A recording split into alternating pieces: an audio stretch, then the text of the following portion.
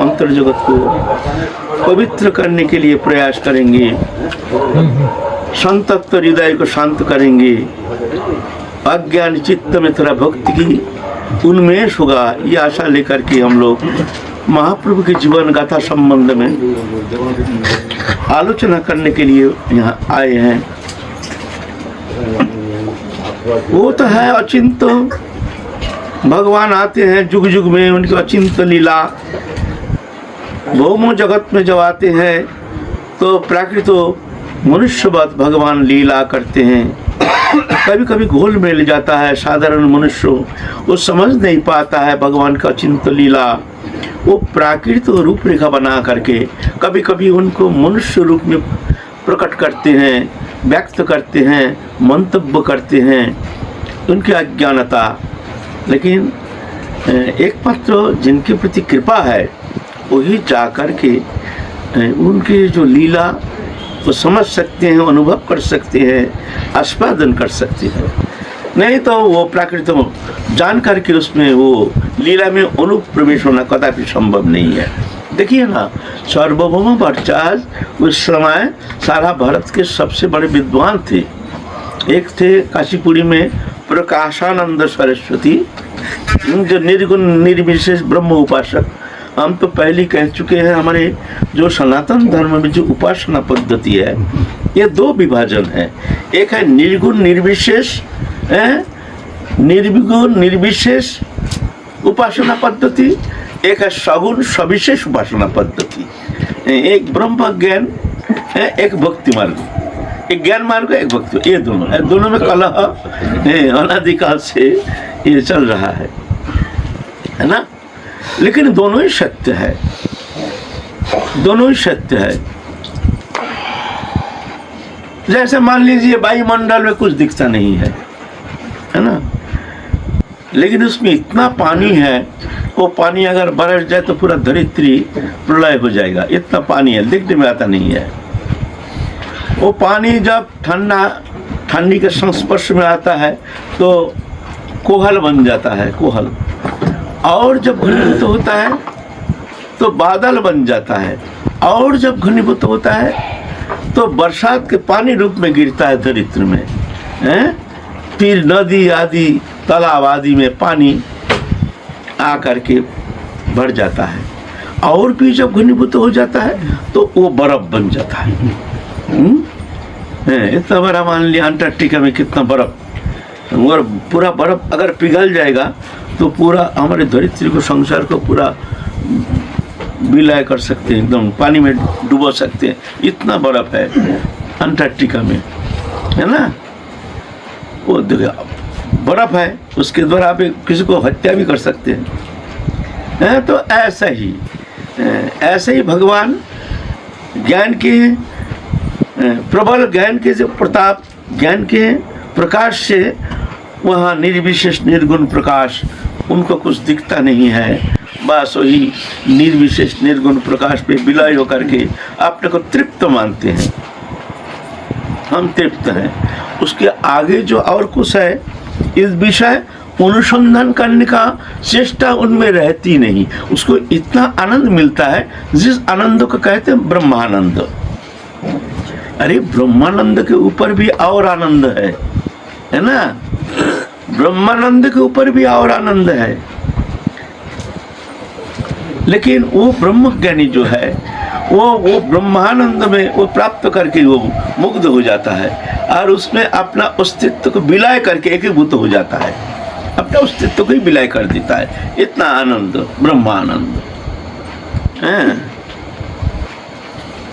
लेकिन वो भक्ति मार्ग बिना, वो भगवत कृपा बिना, और राधारानी की कृपा बिना, और सगुण सविशेष जो भगवान साकार सगुण सविशेष भगवान को दिखता है, भगवान के नाम है, रूप है, गुण है, लीला है, भगवान लीला करते हैं, अनंत लीला है, अनंत रूप है, अनंत धाम है, सब चिन्मय है, और सभी विभु है, ऐसा नहीं सीमित है, असीम अनंत, अनंत माइनस अनंत इक्वल टू अनंत। अनंत से अगर अनंत माइनस किया जाए तो कितना होता है? अनंत ही होता है, अनंत ही रहता है ना, अनंत है। तो भगवान ऐसे हैं, वो अनंत है, वही तो इसका कुछ परिभाषा होना संभव नहीं है। ये एक दिग्दर्शन मात्र। तो भगवान जब शक्ति शक्तिमान दोनों जब अलग होकर के वो आनंद लीला आस्वादन करते हैं और कराते हैं, भक्तों को आनंद देते हैं, स्वयं भी आनंद प्राप्त करते हैं। यह है भगवान के सविशेष सगुण लीला। ये सगुण लीला अनंत है, सगुण लीला भी अनंत है। एक है ऐश्वर्यमय सगुण लीला, एक है माधुर्यमय सगुण लीला, सगुण ब्रह्म उपासना। ऐश्वर्यमय सगुण लीला जो है वहाँ भगवान अनंत कोटि विष्णु लोक, अनंत कोटि नारायण, अनंत कोटि विष्णु भगवान के अनंत धाम, अनंत वैकुंठ लोक, अनंत कोटि विष्णु लोक नम्र पद्म चार्चिते हिमाद्रिजा पुलमजा बीरिंचा बरप्रदे, है ना, कहते हैं ना, अनंत कोटि विष्णु लोक नम्र पद्म जह अर्चिते। अनंत कोटि विष्णु लोग जिनके नम्र चरण कमल को जो वंदना करते, अर्चना करते हैं, वो हमारी राधा रानी। अनंत कोटि विष्णु लोक नम्र पद्म जह अर्चिते, अर्चन करते हैं अनंत कोटि विष्णु लोग, हमारे राधा रानी के चरण कमल में अनंत कोटि विष्णु लोग विराजमान है। हिमाद्री जा, उलोमा जा, बिरिंची जा बरप्रदे। हिमाद्री जा, हिमालय के कन्या पार्वती। पुलोमा जा, पुलोमा ऋषि के कन्या इंद्राणी। बिरिंची जा, ब्रह्मा, बिरिंची ब्रह्मा की कन्या सरस्वती। ये जो है ना बरफ आशीर्वाद करते, राधा रानी का आशीर्वाद प्रार्थना करते, बरफ प्रदे बर देते हैं, राधा रानी बर देते हैं, कल्याण हो कल्याण हो। यह है हमारी राधा रानी है।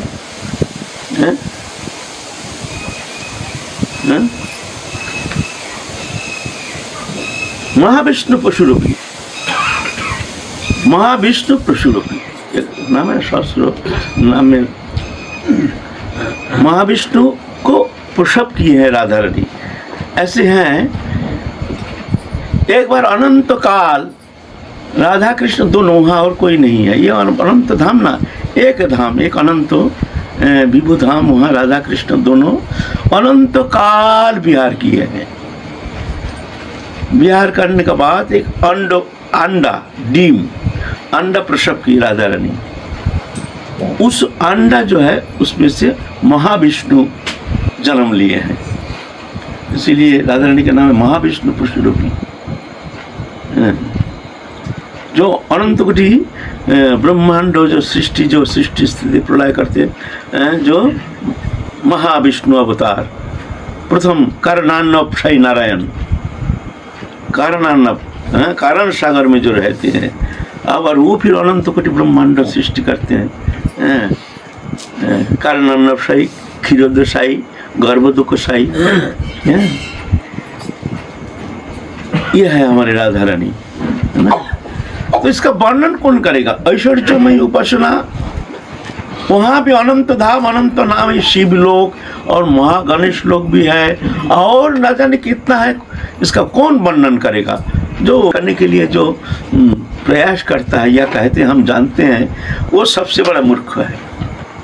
इसका वर्णन होता नहीं, अनंत है ना। कोई भी उपासना करते हैं तो वो हो सकता है, ऐसे नहीं। जैसे अलग अलग धर्मावलंबी है, अलग अलग उपासना करते हैं, वो भी होता है ना। तो ऐश्वर्यमय उपासना, अनंत ऐश्वर्यमय स्वरूप भगवान का,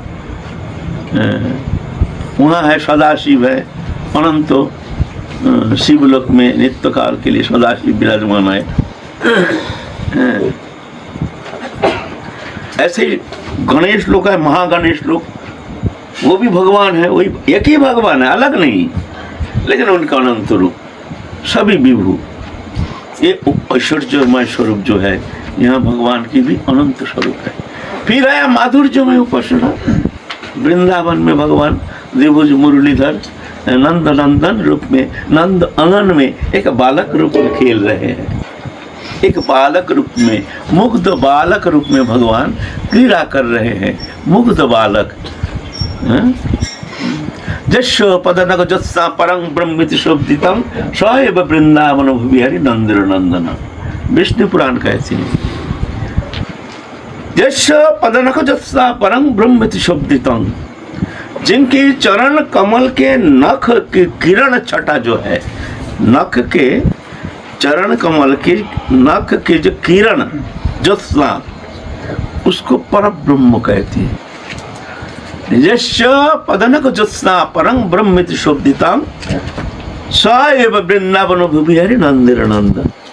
वही वृंदावन नंद अंगन में खेल रहे, नंद नंदन रूप में हमारे कृष्ण कन्हैया, बलदेव के भैया कृष्ण कन्हैया खेल रहे हैं, मुग्ध प्राय मुग्ध बालकवत भगवान विराजमान खेल रहे हैं, है ना। तो ये भगवान के अनंत लीला, ये सगुण ब्रह्म उपासना पद्धति। यहाँ भी अलग अलग, कोई राम उपासना कर रहे हैं, वो भी साक्षात पूर्ण ब्रह्म सनातन, ये नहीं अलग नहीं, कृष्ण अलग नहीं, अलग जो भेद करते हैं वो सर्वप्रधान मूर्खता है। वही कृष्ण, वही राम, वही नारायण, वही शिव। तारतम्य में इतना है, जैसे मान लीजिए चंद्रमा, चंद्रमा दूज का चांद, 30 का चांद, 14 का चांद, इस चंद्रमा का प्रकाश जो है, प्रकाश में कमती बढ़ती है। दूज का चांद जो है, उस दिन अगर आप चाहेंगे पूर्णमासी का जैसी पूर्ण प्रकाश, ये संभव नहीं है, क्योंकि दूज का चांद उस दिन द्वितीया में आपको उतना ही किरण मिलेगा, फिर सप्तमी अष्टमी जो ऐसे कला बढ़ती जाती है उतना ही प्रकाश मिलेगा। ऐसे ही भगवान के जो अवतार भगवान जुग जुग में आते हैं, यदा यदा ही धर्मस्य ग्लानिर्भवति भारत अद्भुत्यानम धर्मस्य तदात्मनम सृजम्यम परित्राणाय साधूनां विनाशाय च दुष्कृताम। ये भगवान जो जुग जुग में आते हैं, ऐसे भगवान के अंश कला आदि रूप में भगवान आते हैं। कला माने भगवान टुकड़ा नहीं, जो भगवान के एक टुकड़ा, भगवान उतना ही है, लेकिन उतना शक्ति लेकर, उतना शक्ति की प्रकाश होगी उस लीला में, पूर्ण प्रकाश ऐसा नहीं। जब अंश कला, अंश अवतार, भगवान जब आंशिक प्रकाश लेके आते हैं तो अंश अवतार कहते हैं। जब चंद्र कला जैसे किंचित प्रकाश लेके आते हैं वो तो कला अवतार कहते हैं। अपूर्ण प्रकाश लेके आते हैं तो पूर्ण अवतार कहते हैं। और कभी कभी कोई भक्त में, साधक में भगवान खुद स्वयं आविर्भूत होकर के उनके माध्यम से ही अपने को प्रकाश जगत को दिखाते हैं। कभी कभी इच्छा उनकी, ये नहीं सब कुछ कर सकते हैं, ऐसे नहीं, आपके भीतर भी भगवान अभी प्रकाशित होकर के आप स्वयं भगवान के जैसे सामर्थ्य बन करके आप जगत कल्याण करने में समर्थ हो सकते हैं। ये ना सोचिए कि आप कर रहे हैं, कोई सोचेगा तो ये भगवान सब कुछ कर सकते हैं। जैसे मान लीजिए एक दिया से एक दिया प्रज्वलन कर दिए, है ना, अब मान लीजिए छोटा सा एक दिया है, लेकर के अब इतना बड़ा दिया है उसका प्रज्वलन कर दिया। बड़ा दिया विशेष आलो प्रदान कर रहे हैं, लेकिन जलाया किसने? एक छोटा सा दिया। आप बोलेंगे उसका अंश ये है ना, इसका अंश हुआ है, बोलिए।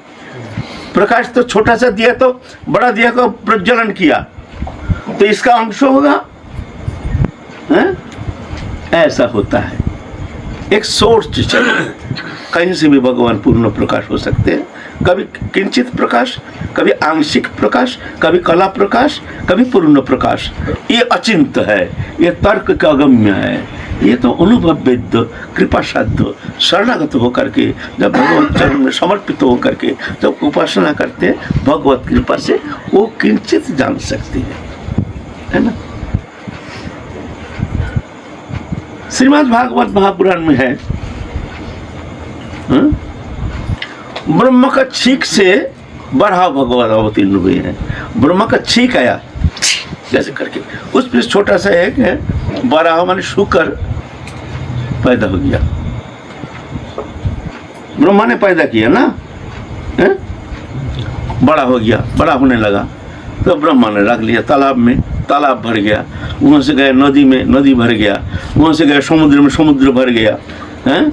विशाल विराट रूप ले करके रसातल में जा करके पृथ्वी को उद्धार करके वो शुगर गर्जना करके पृथ्वी को उद्धार करके ले आ रहे हैं। उनके विराट रूप, वो बराह अवतार भगवान की विराट रूप देख करके, और ब्रह्मा स्तुति कर रहे हैं बराह देव का। बताओ, है ना, ब्रह्मा स्तुति कर रहे हैं ना बराह भगवान का। किसने पैदा किया? ब्रह्मा ने। हैं? और ब्रह्मा स्तुति कर रहे हैं, तुम्हारा आदि नहीं, अंत नहीं, तुम्हारे मध्य नहीं, तुम्हारे शेष नहीं, तुम अनंत हो, तुम जगतपति, जगत पालक, तुम्हारा बाहर नहीं, भीतर नहीं, तुम सब में हो। ये सब व्यापार, ये सब स्तुति कर रहे हैं ब्रह्मा। तो ये भगवान की अचिंत लीला। यहाँ जो तर्क करते हैं वो सबसे बड़ा मूर्ख है ना। ये हमारे हिंदू धर्म, सनातन धर्म, ये विभू है ना। ये विचार करके साधारण मनुष्य क्या समझेगा? साधारण मनुष्य तो कहेगा ही ये हिंदू धर्म भाई इतना देव देवी का पूजा करते हैं, उनका कितना भगवान है। अरे मूर्ख लोग क्या कहेगा, क्या नहीं कहेगा? भगवान अनंत है, अनंत रूप, अनंत नाम, सब अनंत। मूर्ख लोग कहेगा ये कैसे धर्म है, इतना कितना भगवान, वो भगवान, वो भगवान, वो भगवान, ये पूजा करना, ये तो मार्ग है। जय जथा मंग प्रवर्तन्ते तांस तथैव भजम मम वर्तन वर्तन्ते, ऐसे भगवान कहते हैं। जैसे जो जैसे हमको भाव लेकर हमारी उपासना करते हैं तदनुसार मैं उसको ऐसे ही कृपा करता हूँ, है ना। तो भगवान की अचिंत लीला सबके बोधगम्य होना संभव नहीं है। इसलिए ये समझने के लिए अगर कुछ किंचित अनुभव करने के तुम्हारे भीतर किंचित मात्र इच्छा जागृति होती है तो गुरु चरण आश्रय करके हृदय में धारण करके राधा रानी के चरण में समर्पित हो करके तुम प्रार्थना करते रहो। फिर राधा रानी की कृपा से ददामि बुद्धि योगं तं जेन माम उपजान्ति तेषांग अनुकंपत्वहं अज्ञानजं तमो नाशयामि आत्मभावस्तु। फिर भगवान कहते हैं ऐसे भक्तों जो हमें समर्पित हो करके हमारे ऊपर भरोसा करके बालक जैसे माँ के गोदी में बैठ करके दुनिया बोलना आता नहीं है, कहना आता नहीं है, चलना आता नहीं है बस, लेकिन माँ हर समय गोदी में रख के धारण करके बैठे रहते हैं। कहीं जाते हैं बच्चा को ले जाते हैं, उनको छोड़ के बच्चा को कभी जाएंगे नहीं, गोदी में लेके जाते हैं। भूख लगने से पहले मैया बच्चा को खिलाते हैं, सुलाते हैं, है ना। ऐसा ही जो समर्पित आत्मा, जो समर्पित साधक है, इस तरह से राधा रानी हर स्थिति में उसको इस तरह से अपना करके बालक जैसे उसको पालन करते हैं, पोषण करते हैं, है ना। तो तेषां सततयुक्तानां भजतां प्रीति गुरुवकं ददामि बुद्धि योगं तं जेन माम उपजान्ति थे। ऐसे हर समय आपसे युक्त रह करके शरणागत होकर के जो हमारे उपासना करते हैं मैं उसको बुद्धि देता हूँ, उसके भीतर रह करके उसको बुद्धि देता हूँ जिस बुद्धि के द्वारा मेरे को जान जाता है। नहीं तो विद्वत्ता के द्वारा, भजन के द्वारा, तपस्या के द्वारा, साधन के द्वारा कोई अवस्था माध्यम करके वहाँ अनुभव होना संभव नहीं है, चित जगत का अनुभव होना संभव नहीं है ना। तो मूर्खों लोग ना जाने क्या क्या कहते हैं, क्या क्या कहेंगे हम जैसे, है ना। इसलिए ये अचिंत विषय तर्क का अगम्य है, तर्क नहीं करना चाहिए कभी। तुमको समझ में नहीं आता है तो चुप रहो, लेकिन तर्क नहीं करना, किसी से तर्क नहीं करना, किसी को ठेस नहीं पहुंचाना, किसी को ये कहना नहीं हमारे मार्ग उत्तम है, ऐसा नहीं कहना। तुम्हारा उत्तम मार्ग तो होना चाहिए, ऐसे सोचता भी चाहिए, लेकिन भीतर में रखो। तुम्हारा ये शब्द अगर किसी को ठेस पहुँचता है तो शब्द, ऐसे शब्द मत कहो। तुम्हारा शब्द किसी को ठेस पहुँचेगा तो मत कहो। हाँ, जानना हमारे मार्ग को, हमारा जो उपासना सर्वश्रेष्ठ है, ये तो धारणा करना ही चाहिए सबके लिए। अगर संदेह आ गया तो मुश्किल हो जाएगा, संदेह आने नहीं चाहिए, है ना। तो महाप्रभु इस तरह से अचिंत शक्ति भगवान, कर्तुम अकर्तुम अन्यथा कर्तुम, भगवान पूर्ण ब्रह्म सनातन, वो ब्रज प्रेम, ब्रज लीला, वो राधा रानी के जो लीला रस आस्वादन के चरम निर्जास मंजरी स्वरूप उपासना पद्धति, जिस उपासना पद्धति महाप्रभु के पहले किसी ने ये प्रदान किए नहीं है। हाँ, सखी उपासना थी, प्रेम भी थी। अब विष्णु पुराण देखिए, ब्रह्म वैवर्त पुराण देखिए, पद्म पुराण देखिए, उसमें राधा कृष्ण लीला के बहुत कथा है। श्रीमद् भागवत पुराण देखिए। लेकिन ये जो मंजरी महाप्रभु के अवदान जो अनर्पित चोरी चिरात करुण अवतीर्ण कलो समर्पित उन्नत उज्जवल रसांग, उन्नत उज्जवल रस, वो क्या है ना, भावोल्लास रति। भावोल्लास रति, रति तीन प्रकार, साधारण रति, सामंजस्य रति और सामर्थ्य रति। ये सामर्थ्य रति के ऊपर भी है भावोल्लास रति, भाव में उल्लासित हो, राधा रानी के भाव से उल्लासित जो रति, उसको कहते हैं भावोल्लास रति। ये रति इसके श्रेष्ठता प्रतिपादन करते हैं। ये महाप्रभु के अवदान यह कहते हैं, है ना। तो ये मंजरी स्वरूप उपासना पद्धति। महाप्रभु इस तरह से संन्यास लेके नवद्वीप लीला समापन अंत में महाप्रभु दक्षिण भारत के उद्देश्य में रवाना हुए हैं। जा करके गोदावरी नदी के तट पर, गोदावरी नदी के किनारे में वहाँ क्या नाम, कौन सा जगह, विद्यानगर, मतलब विस्मृति आ गई है थोड़ा सा। विद्यानगर नामक स्थान जो सार्वभौम भट्टाचार्य ने आग्रह किया है, आप वहाँ जाके राय रामानंद नामक एक प्रेमी भक्त है, आप उनसे अवश्य मिलिएगा, आपको बहुत आनंद मिलेगा, आप वहाँ अवश्य उनसे मिलिएगा। राय रामानंद भी वो तो राधा रानी के साक्षात सखी हैं। भौम लीला में राय रामानंद राजा के मंत्री बन के आए हैं। देखने में गृहस्थी प्राय, लेकिन नहीं, वो तो माने परम प्रेमी भक्त, परम प्रेमी भक्त। महाप्रभु उनके सानिध्य में जा करके एकांत में आप सत्संग करने के लिए उपवेशन किए हैं। राय रामानंद आकर के महाप्रभु के प्रेम सानिध्य प्राप्त करके अपना को कृतकृत्य मान रहे हैं, धन्याति धन्य मान रहे हैं। क्योंकि महाप्रभु के प्रेम सानिध्य ऐसे प्रेम अवतार, उनके दर्शन मात्र से ही हृदय ग्रंथि खुल जाता है, एक अद्भुत अचिंत आनंद के शिहरण जाग जाता है। शुद्ध हृदय जो है वो महाप्रभु के दर्शन मात्र से ही वो अचिंत आनंद सिंधु में जैसे उनकी उफान आ जाता है। ऐसे राय रामानंद उनके सानिध्य प्राप्त मात्र ही ऐसे आनंद में पुलकित होकर के समझ गए हैं ये कोई साधारण नहीं है, ये कोई राधा रानी की ही कृपा पुष्ट या साक्षात राधा रानी आए हैं हमको उद्धार करने के लिए। राय रामानंद और महाप्रभु सत्संग कर रहे हैं।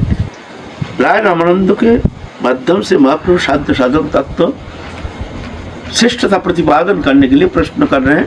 बताओ साध्य साधन तत्व निरूपण करो, कौन सा साधन श्रेष्ठ है। तो पहले राय रामानंद कहते हैं वर्णाश्रम धर्म श्रेष्ठ। इस विषय में हम लोग आलोचना कर चुके हैं।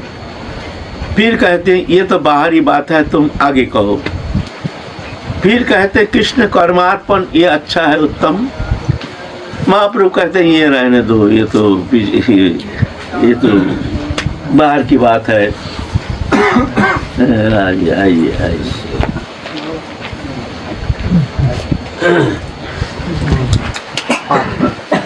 आप करें, आप करें। आइए। जय जय श्री राधे। बाबा सुनिए बसो।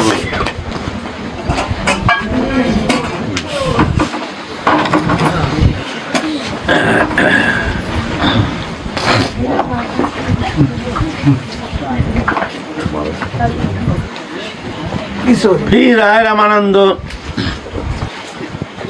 वर्णाश्रम धर्म ये श्रेष्ठता प्रतिपादन करके फिर कहते नहीं, महाप्रभु कहते हैं आगे कहो, ये बाहरी का शब्द है, बाहरी विषय है।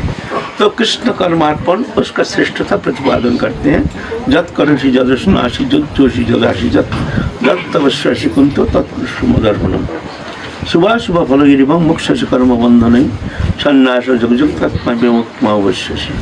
एक ये जो कृष्ण कर्म समर्पण ये श्रेष्ठ है। महाप्रभु कहती है ये भी बाहर की बात है, तुम आगे बोलो हैं, तो आगे और उत्तम इसके लिए और थोड़ा उच्च स्थिति में आने से फिर जा करके उसका मार्ग भी कुछ अलग दिखने में आता है। एक प्राथमिक अवस्था, उसके बाद और जब ऊपर उठते हैं तो उसका कुछ अलग अवस्था, फिर आगे चलते हैं तो और अलग अवस्था है ना।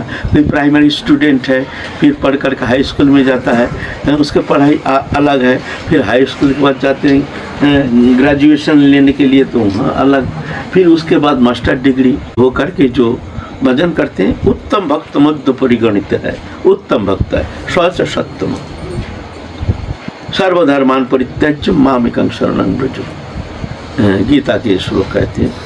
महाप्रभु कहते हैं ये भी बाहर की बात है, तो तुम और थोड़ा आगे चलो। महाप्रभु चाहते हैं जो प्रेम, जुगल प्रेम, जो निर्दाश हो प्रेम में वहाँ जाने। ये तो साधन ठीक है, साधन करके कहाँ, साधन करके क्या मिलेगा? साधन के द्वारा, इसके द्वारा तुम्हारा जड़ चेतन ग्रंथि खोल करके तुम अपने स्वरूप स्थित हो सकते हो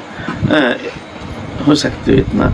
लेकिन वो प्रेम प्राप्ति तो एकमात्र भक्ति देवी के चरण आश्रय बिना, राधा रानी के चरण आश्रय बिना वो प्रेम प्राप्त करना संभव नहीं है। और वो प्रेम बिना भगवान के वो प्रेममय स्वरूप आस्वादन करना ये भी संभव नहीं है ना। इसलिए महाप्रभु चाहते हैं जो रस तत्व उसके श्रेष्ठता प्रतिपादन करें। तो राय रामानंद देखते हैं ये तो साधारण नहीं है, साधन भक्ति में इनकी उतना आग्रह नहीं है। साधन भक्ति, फिर भाव भक्ति, फिर प्रेम भक्ति, भक्ति का 3 अवस्था। साधन भक्ति जब साधन करते करते इंद्रिय के द्वारा जो हम साधन करते हैं, एक है बहिरिंद्रिय, एक है अंतरिंद्रिय, संयमित करके साधन प्रक्रिया, साधन चेष्टा के द्वारा जब अनुष्ठान करते करते जब आगे हमारे मानसिकता, चिंताधारा जब भगवान में तल्लीनता आ जाती है तो धीरे धीरे मन हमारे इंद्रिय से ऊपर उठ जाते हैं, जिस कारण फिर वो साधन विधि भक्ति रक्षा करना उसके द्वारा संभव नहीं होता है। ऐसी स्थिति है। तो उस स्थिति में होता है भाव भक्ति, जिस स्थिति में जाकर के साधक शरीर का बोध रहता नहीं है, खाना पीना वो भूल जाता है, जो अभी दिन है ना रात है ये भी भूल जाते हैं। ऐसी स्थिति में पहुंच जाते हैं। मन जहाँ इंद्रिय के ऊपर उठ करके अचिंत एक भगवत लीला चिंतन में तल्लीनता, तन्मयता आ जाती है ना। तो उस स्थिति में साधक का सब क्रियाकर्म सब बदल जाता है। स्नान ध्यान ऐसी स्थिति आ जाती है, तिलक फिलक भी होता नहीं है, माला फला छूट जाता है। एक अभ्यास बस क्रियाकर्म करते हैं, अभ्यास पूर्व अभ्यास, वास्तव हमारे मंत्र स्वर हुआ नहीं, तो ऐसा करने का कोशिश करते हैं। पूजा करेंगे क्या, मन तो है भगवत चरण में, तुलसी देना चाहते हैं चरण में दे देते हैं, माथे में। अरे हमने पूजा कर रहे हैं, हम तो महाअपराधी, हम महाअपराधी, हमको पूजा करना आता नहीं, ऐसे दीनता। लेकिन उसको मन है नहीं, भगवान उसी का आस्वादन करते हैं। शौच क्रिया में गए हैं, वही जगह शौच हो गया तो ही तो तल्लीनता, तन्मयता, भगवत चिंतन भूल गए। जो हम बाह्य कार्य करने के लिए हम यहाँ आए हैं भूल जाते हैं। ख्याल आया, उठ के चल दिया, जल क्रिया करना भूल गया, मन है नहीं शरीर में, उसी अवस्था में घर आ जाते हैं। फिर जब देहात्म बोध आ जाता है, अरे हम तो महान आचार्य, हम तो महान पापी, हमसे भजन होगा, ऐसी दीनता हो जाता है। ये नहीं ये जोर करके ऐसा होता है, ऐसा नहीं। एक स्थिति आ जाती है, वहाँ भजन क्या करेंगे, हाँ राधे बोल के आँख उलट के बैठ गया, सुबह से संध्या हो गया, ना जाने कौन जगत में भ्रमण कर रहा, वो मन तो विलय हो गया ना, कौन अचिंत लीला चिंतन में उनके अंतर जगत ना जाने कहाँ खो गया है। वो तो एक भगवान ही राधा नहीं जानते हैं, है ना। जब आँख खोला, ख्याल नहीं अब दिन है ना रात है। हमारे गुरु जी की ऐसी स्थिति हो गई क्या करना, है ना। एक दिन रात 12 बजे बैठे हैं, हमारे गुरु भाई लोग थे, कहते हैं एक बाबा को सुला दो, बाबा को विश्राम करेंगे, रात 12 बजता है, हम लोग भी घर जाएंगे। सुशील थी ना नवद्वीप में, तो हम बोलते हैं बाबा आप सो जाइए, अभी विश्राम कीजिए। है हम दिन में कभी सोते हैं? हम दिन में कभी, रात 12 बजता है, हम दिन में कभी सोते हैं?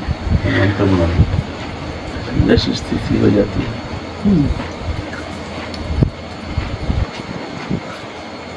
गए हैं थोड़ा सा बाहर लोगों संग करने के लिए, पकड़ के ले जाना पड़ता, हम ले गए हैं, आकर के आश्रम में बैठ गए हैं 12 बजे। हम तो समझ गए बाबा विस्मृत हो गए हैं, जो अभी मध्य रात्रि है, बाबा जानते हैं आज प्रातः काल हो गया, अब हमको नियम ध्यान करना है, पूर्व अभ्यास। बैठ गए हैं, हम तो समझ गए हैं जो बाबा अंतर्दशा में है, इनको तो और बाबा अभी तो रात 12 बजता है, आप विश्राम कीजिए। हाँ अभी 12 बजता है, ओह अच्छा ठीक है, तो मैं सो जाऊँ। ऐसी स्थिति आ जाती। तो ये स्थिति बहुत दुर्लभ स्थिति, इसलिए साधन भक्ति दशा के 2 लक्षण, क्लेशग्नि शुभदा, अखिल क्लेश नाशक और सब शुभ समाहार।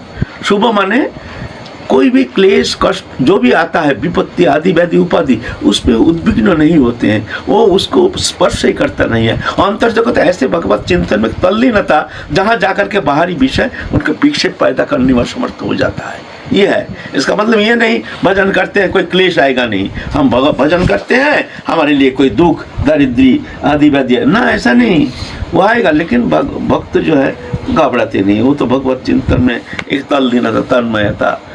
कोई मर गया तो हाँ ऐसा होता है, संसार है, कष्ट नहीं, कोई आने से कष्ट नहीं, जाने से विषाद नहीं है, ये स्थिति आ जाती है। क्लेशग्नि शुभदा, अखिल क्लेश नाशक, सर्व शुभ समाहार। शुभ समाहार माने कृपालु अकृत द्रोह सत्य सार सम निर्दोष बदान्य मृदु सूचि अकिंचन, ये सब शुभ सद्गुण से अलंकृत होता है। हृदय एक अद्भुत सुंदर, एक अद्भुत गुण से उनके हृदय अलंकृत हो जाता है। कृपालु, सब जीव के प्रति कृपा, अकृत द्रोह, किसी को द्रोह नहीं करते, सत्य सार समभाव, निर्दोष, मोह तंद्रा भ्रम रुक्कनाश परिश्रम, असत्य क्रोध आकांक्षा शंका विश्व विभ्रम, उल्लंघन काम वैषम्य लोलता, मद मात्सर्य हिंसा छेद परापेक्षा, ये 18 दोष है। समस्त दोष वर्जित होने से तब उसको कहा जाएगा ये निर्दोष है। निर्दोष ऐसा नहीं है, बहुत कठिन बात है। ये निर्दोष होना संभव नहीं है जब तक शरीर में आत्मबुद्धि है, स्वरूप का जागरण नहीं है, तब तक जाकर के उससे समस्त दोष से मुक्त होना कदापि संभव नहीं है। कुछ दोष रहेगा, लेकिन फर्क इतना होता है, अविवेकी पुरुष वो दोष को दबा नहीं पाता, निकल जाता है, काम क्रोध लोभ आदि, और विवेकी पुरुष अपने विवेक के द्वारा उसको दबा देते हैं। नहीं हमको क्रोध नहीं करना चाहिए, नहीं हमको लोभ नहीं करना चाहिए, ये उसको दबाने में समर्थ है। तो सब कहते हो बाबा इनका देखो काम क्रोध लोभ कोई नहीं, बस ऐसा नहीं है, दबाने में समर्थ है, वो दबा देते हैं अपनी भगवत कृपा से। क्या बोल रहे हैं? कोई भगवत प्रेमी कोई महापुरुष चले जाने से बड़े बड़े महापुरुषों को भी कष्ट महसूस करते हुए देखा है ऐसा?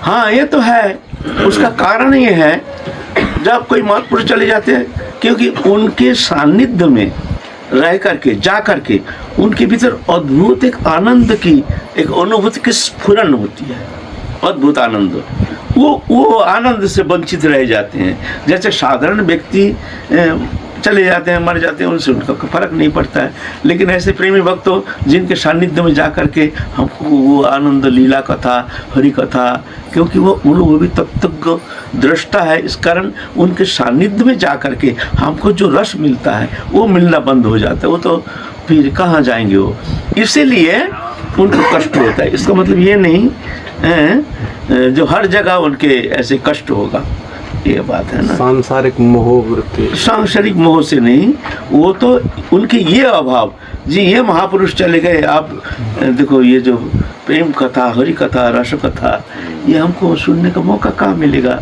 हाँ, ये अभाव बोध करते हैं, इसीलिए वो दुखी हो जाते हैं। लेकिन लौकिक कोई व्यक्ति शरीर संबंधी कोई मर जाता है, उसमें वो दुख अनुभव नहीं करते हैं। दुख से अनुद्विग्न मना, सुख से विगत स्प्रिया, बीत राग भय क्रोधा, स्थित धीर मुनि रुच्यति।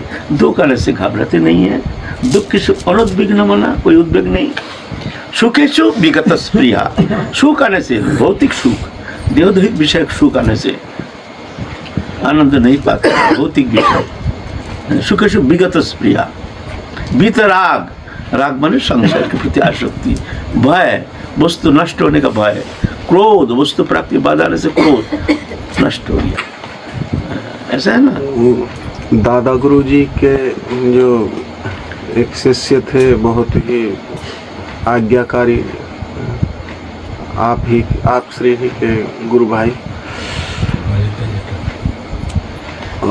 शंकरारण्य नाम नहीं कुछ अयोध्या दास। तो उनके जाने के बाद दादा गुरु जी एक सिद्धावस्था के महापुरुष, उनको कष्ट क्यों हुआ? फिर वो तो कष्ट हुआ कि नहीं ये तो हमको पता नहीं, लेकिन थोड़ा अभाव बोध करते थे बहुत। माने इतना एकांत वैकांतिक गुरुनिष्ठ, ऐसे भगवतनिष्ठ साधक बहुत मिलता है, भजननिष्ठ साधक बहुत मिलता है, लेकिन वैकांतिक गुरुनिष्ठ ये दुर्लभ। भगवान में निष्ठा है, राधा रानी में निष्ठा है, लेकिन एकमात्र गुरु में अनन्य निष्ठा, ऐसा सुदुर्लभ, ये सुदुर्लभ। ऐसे गुरुनिष्ठ भजन वो साधक, वो बिना भजन गुरु कृपा से सब कुछ प्राप्त करने में समर्थ है, गुरु कृपा से। तो ठीक है, हमारे आलोच्य विषय जो चल रहा है महाप्रभु के जीवन चरित्र संबंध में, तो हम आगे चलेंगे ना। तो पहले तो वर्णाश्रम धर्म गया, फिर कर्म कृष्ण कर्मार्पण गया, फिर ये साधका गायब गुणानुशान, जिस स्थिति में जा करके दोष गुण ये सब मन में रहता ही नहीं है, जहाँ जाके मन भगवत चरण में लग जाता है, जिस विषय हम आलोचना कर रहे थे, ऐसे स्थिति में जा करके वो विधि निषेध पालन करने में असमर्थ हो जाते हैं। तो यह उत्तम भगवत के लक्षण। अगर साधारण प्राकृत और कनिष्ठ अधिकारी हम अगर सोचे जो भाई विधि निषेध पालन नहीं करने से भगवान प्रसन्न होते हैं, चलो हाँ विधि निषेध ये सब छोड़ो, भजन करो, अपराध हो जाएगा, क्यों? तुम्हारा अधिकार नहीं, तुम अनधिकारी हैं। जा शास्त्र विधि मुसृज्य वर्तते काम करे तो नशा सिद्धि मावापनोति न सुखं न परम गति। शास्त्र विधि परित्याग करके जो स्वतंत्र रूप से स्वेच्छाचारी होकर के कोई कर्म करते हैं, तो श्लोक न परलोक में उसका कोई मंगल होता है। तस्मात् शास्त्रं प्रमाणं कार्य व्यवस्थित ज्ञात्वा शास्त्र विधानोक्तं कार्य कुर्तुमार, शास्त्र प्रमाण है ना। तो ये था उत्तम अधिकारी के लिए।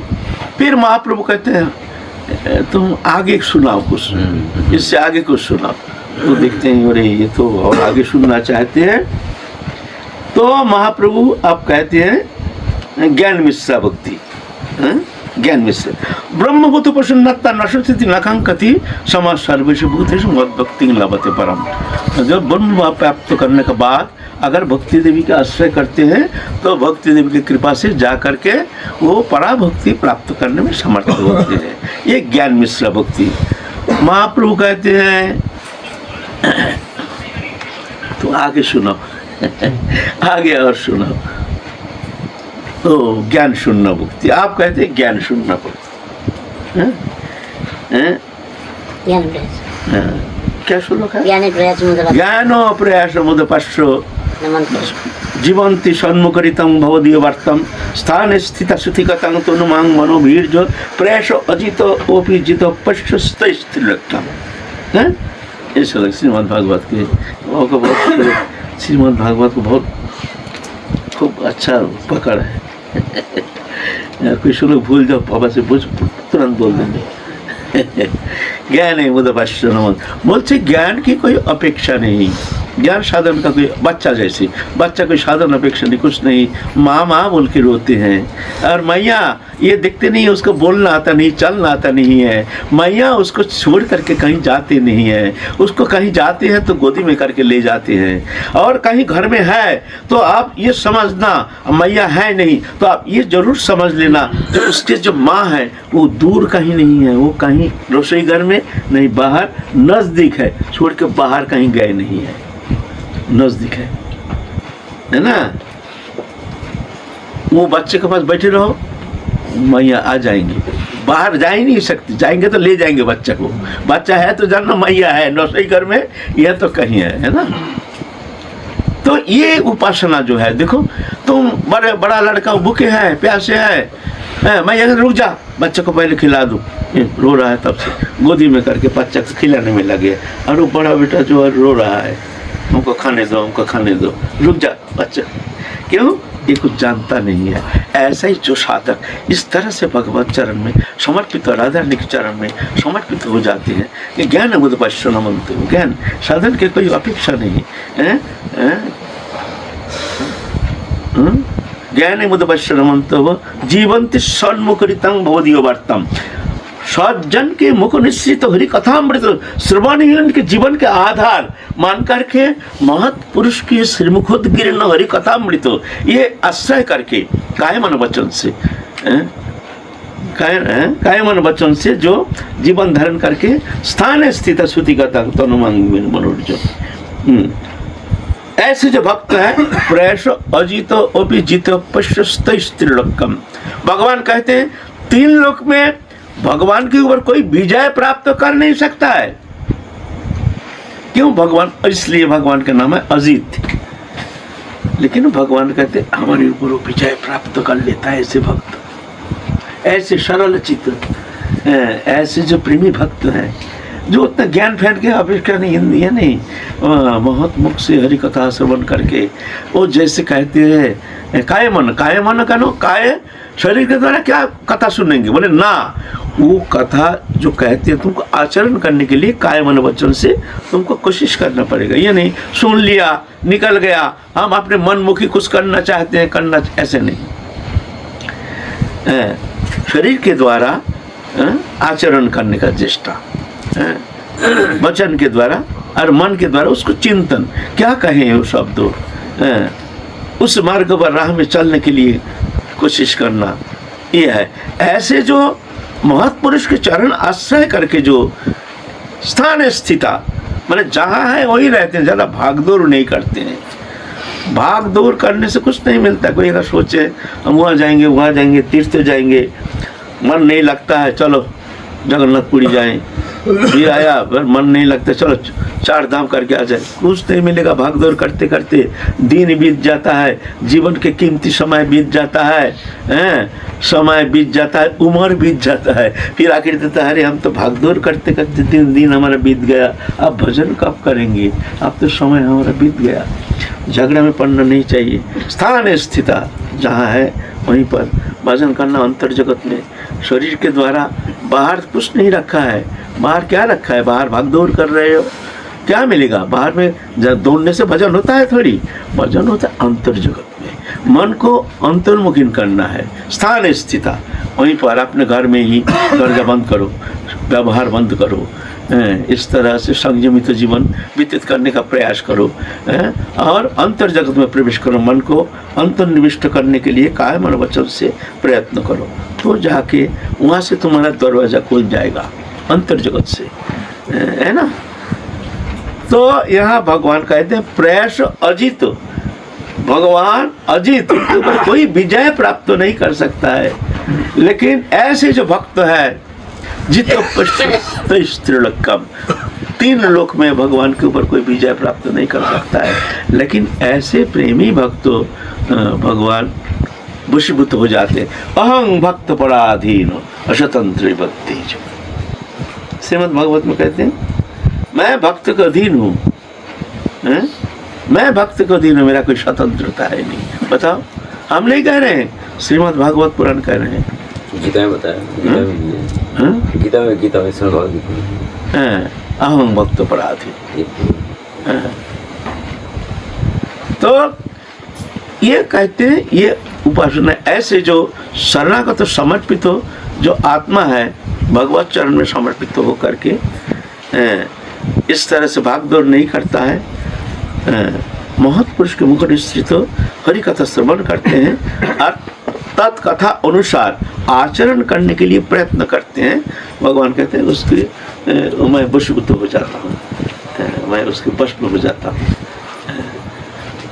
तो आप महाप्रभु कहते हैं ऐसे होता है, ये नहीं कह रहे हैं कि नहीं, बोले यहाँ तो ज्ञान शून्य भक्ति, शुद्ध भक्ति, ज्ञान शून्य, जहाँ ज्ञान की कोई अपेक्षा नहीं, साधन नहीं, एकमात्र समर्पित भावना लेकर के महत चरणाश्रय करके महत मुखोद्गीर्ण अमृतम हरिकथा श्रवण ही जीवन का एकमात्र आश्रय अवलंबन करके तब कथा अमृतम तत्व जीवनम कवि भीड़ीड़ितम कल्मषापहम श्रवण मंगलम श्रीमदाततम भूवि किरणंति ते भूरि न जन, तब कथा अमृतम आस्वादन करते हैं, बोलते हैं ये भगवान उसके ऊपर, वो भगवान के ऊपर विजय प्राप्त कर लेते हैं, भगवान उनके वश में हो जाते हैं। तो महाप्रभु कहते हैं हाँ ये भी होता है, लेकिन इससे आगे कुछ सुनाओ।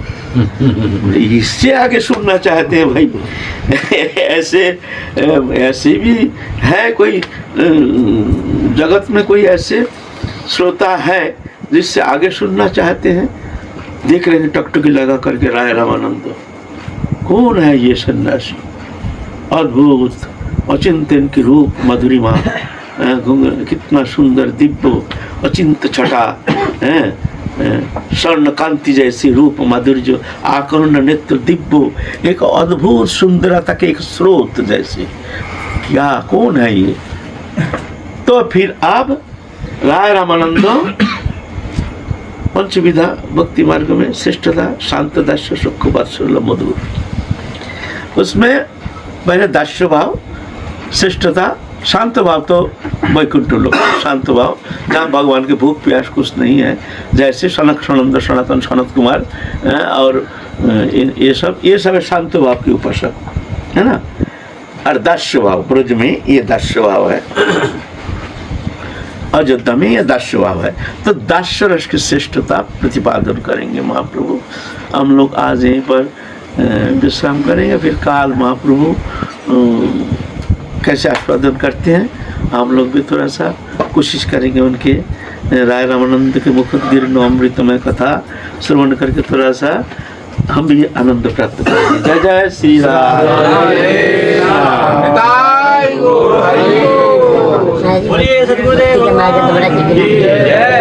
चिकना मार्ग में चलते चलते बार बार फिर फिसल जाता है और काम का मुसीबत क्रोध का मुसीबत हो जाते हैं, तो क्या करना। भक्ति मार्ग में कभी पतन होता नहीं है, योग मार्ग और ज्ञान मार्ग में पतन हो जाता है, पतन होने से उठना संभव नहीं है। योग मार्ग में तो एक बार पतन होने से उठना ही संभव नहीं है, लेकिन भक्ति मार्ग में ऐसा नहीं। भक्ति मार्ग में तो कृपा सापेक्ष अपि चित सुदुराचार भजते माम अनन्य भाग साधुरव सम्मंतव्य सम्मत भवति ईश क्षिप्रं भवति धर्मात्मा षट्छन्ति निगच्छति कौन तो प्रतिजानी नमस्ति। अति दुराचार व्यक्ति मेरे शरण में आता है, मेरा भजन करता है। अर्जुन तुम प्रतिज्ञा करके कह सकते हो, ऐसे दुराचारी भक्त भी अगर मेरे शरण में आता है तो नष्ट नहीं होता, उसको नष्ट होने में। ये भक्ति मार्ग की श्रेष्ठता, भक्ति मार्ग की विशेषता। कभी गिर भी जाता है तो भगवान फिर उठा लेते हैं। आगे जा रहा है गाड़ी, ऐसा कुछ लगता ही नहीं, पीछे ही जा चल रहा है। भक्ति मार्ग में तो हमारा हाथ में है नहीं, तो समर्पण है, समर्पण होना है, बस देखना है अपने अहंकार के द्वारा हम तो कुछ नहीं कर रहे हैं, हमके प्रभु के ऊपर भरोसा में है। तो अगर भरोसा में है तो चिंता नहीं, अगर उसमें कर्तृत्व तो अभिमान आ गया तो बंधन का कारण बन ही जाता है।